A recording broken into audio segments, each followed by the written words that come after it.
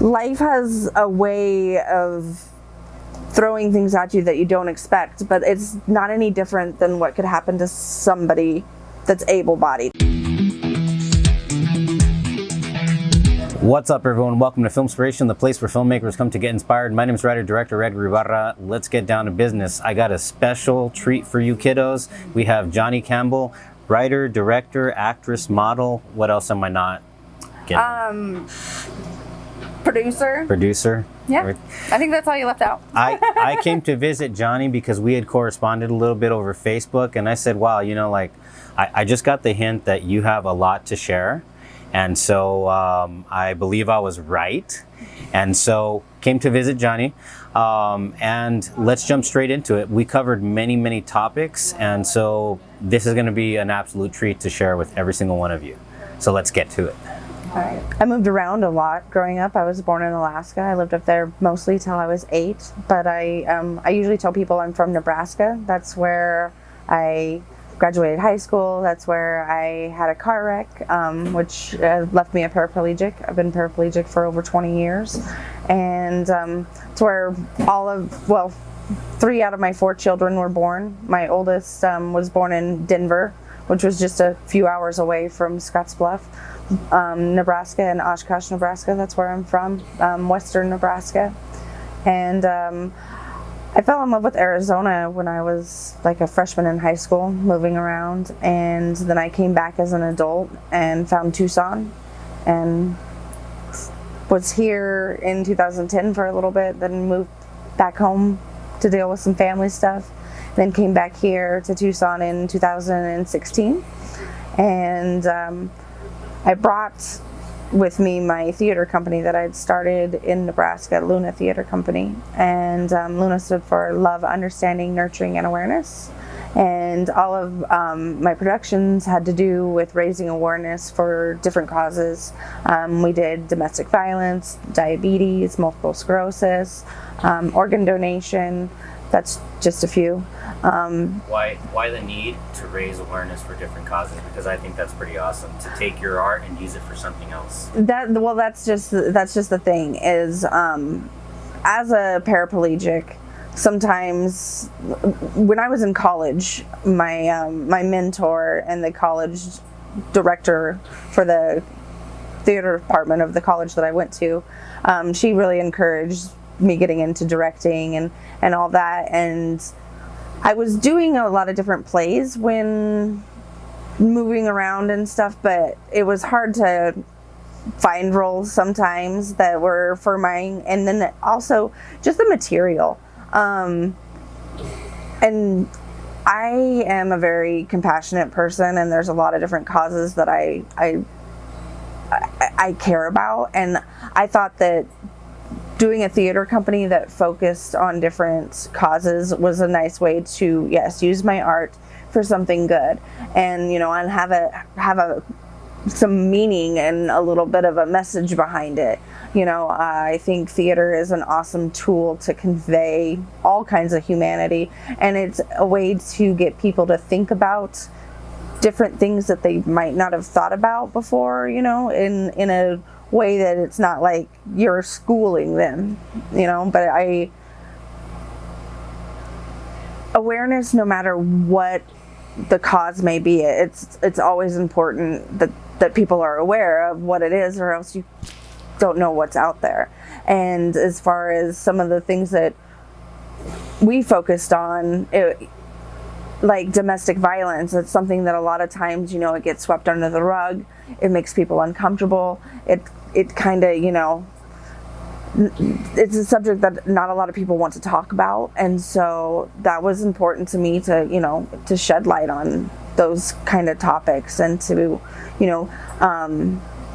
I like to do question and answer things after our productions, just to talk about some facts and to talk about different, experiences. Because a lot of times I notice whenever I put my audition notices up, the people that would seek the roles would often have known somebody that had, diabetes, or had diabetes themselves, or, just depending on what we were focusing on, it brought people out that were passionate about the cause as well. And that was nice to see, fellow actors wanting to be a part of something, because everything was volunteer basis.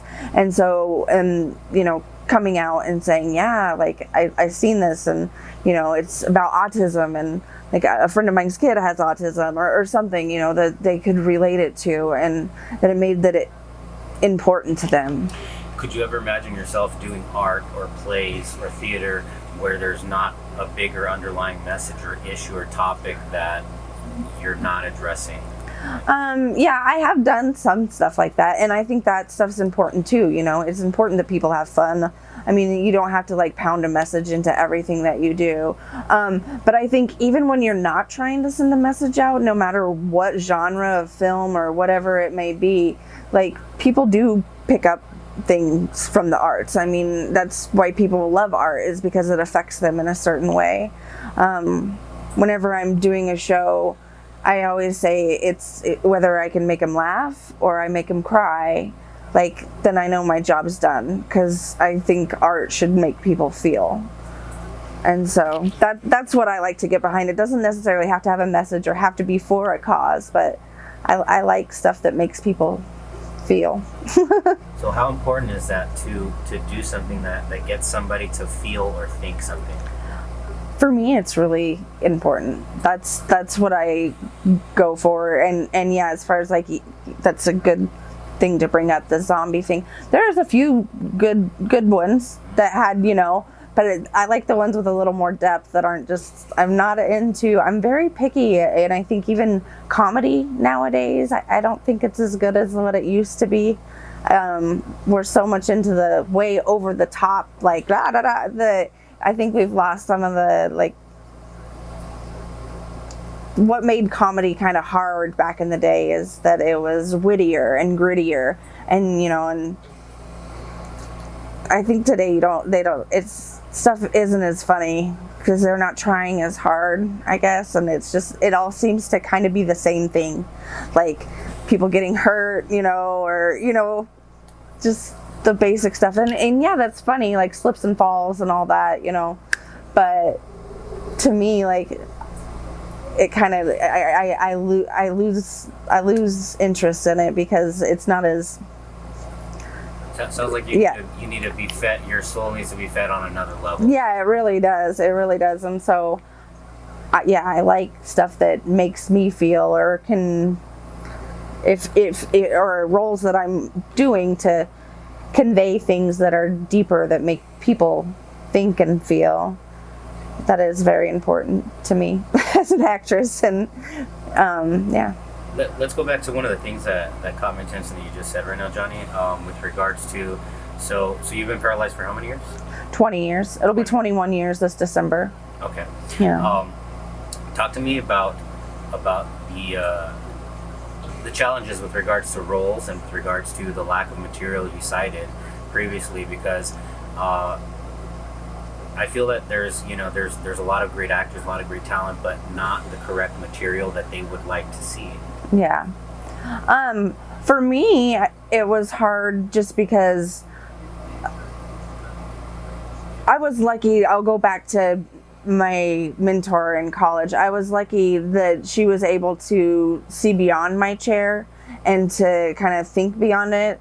And so she would cast me in roles that normally wouldn't have gone to somebody in a chair, but she was able to see the talent beyond it. And I played like Mrs. Cratchit a few years in a row, and it was a role that I felt there was an easy connection there, because nobody ever really knows exactly what was wrong with Tiny Tim, but his mom being in a chair, like, it kind of fits. It's not something that somebody would normally think of, but yet it can still make sense. And so I was lucky as far as that goes. And then also the directing, but because it's hard. There aren't a lot of roles that are written for somebody in a chair, and so you have to have a director that's willing to kind of look beyond that. If it's because I auditioned for all kinds of roles. I didn't wait for it to say woman in wheelchair, because like that just doesn't come up very often. So I would go in and audition for whatever role it may be, because I mean, unless they have to do the jumping jacks and that's like something that like the character has to do, like there's a lot of things that just because it isn't written as a wheelchair doesn't mean that somebody in a wheelchair couldn't be that person. And so, and luckily I've found directors that cast me in roles that I don't think any of the roles that I've ever played though were ever designed for somebody in a wheelchair, actually. Oh, except for one. I was in a production of Funny as a Crutch, and that production is by the playwright Rick Orloff, and the whole thing is stories of differently abled people's stories. I don't like to use disabled, I like differently abled, because like disabled makes people sound incapable of doing things. And so, and no matter what somebody's abilities or inabilities are, like they're still capable of doing different things that just match their levels. So that's It sounds like you have a message of, you know, there being a need for writers and filmmakers to figure out to open their minds and, you know, incorporate and be more inclusive and think about ways to incorporate people with differently disabled people. Yeah, definitely, and you're starting to see it more, and it's great, but it's still, you know, like even society in general, I think, is just coming to terms with the fact that people want to still be independent, you know, even if they have suffered an injury or something like that. Like, you think up until even like the 1970s, most people were institutionalized or whatever, if there was any kind of anything wrong with them. What's your message to writers and directors and producers with regards to including people in the wheelchair community and differently disabled people? I think just that they can be anybody, and you know, I mean, you don't have to, it doesn't have to necessarily be a role about, you know, their accident or their, you know, being in the hospital or like all the things that you kind of normally see when it comes to like wheelchair stuff. It's usually like the accident happens and they're there. It could be, you know, it could just be a story about, like, take me for example, just a regular person you pick up in the middle of their lives. You know, they have husbands and wives, they have kids, they have jobs, they have everything that anybody else does. So I don't see why there isn't, you know. So kind of like you're what I'm kind of hearing is, you know, yes, the wheelchair's there, but how about focusing on the person, and how about just telling the story about the role that the person can play within the bigger picture of the story. Right? Exactly. Like, not all roles have to be focused on the fact that the person is in the wheelchair, you know, but still have it be for somebody. But it's just, yeah, they're just, most everybody that I know in chairs, you know, just like anybody else, we're just normal people, you know, and we have to do everything that everybody else does. For me, I was lucky to have gone to Shriners Hospital and meet a lot of different injured people from all levels and everything, and have an awesome support community there. And then being from small western Nebraska, I had a really good support community there at the time of my wreck. And people, that's what everybody always reminded me of, was that I was still me. Like, just because I can't move my legs anymore doesn't mean that like the person in here has changed. And so, and that was amazing, you know, but, and yeah, and I try to live my life as full as I possibly can and do as much as I can, even from my chair. But, and I'd like to think that, you know, I'm just, you know, I'm me. Like, I try not to focus on that. It's hard sometimes, and I mean, even like right now, I've spent the last 9 months in bed rest dealing with a sore because of, you know, that's part of the things that you can run into being disabled. And it's just life has a way of throwing things at you that you don't expect, but it's not any different than what could happen to somebody that's able-bodied. Jonni, so we just spent like way more time than I thought we were going to spend, but you know what, like I don't know, like that's just what happens when you have a lot of great information just flowing, and it's all coming from mainly right here. And so thank you so much. Thank you for your time. We covered a monumental amount of topics, and in this episode of FILMspiration, it was probably only one or two.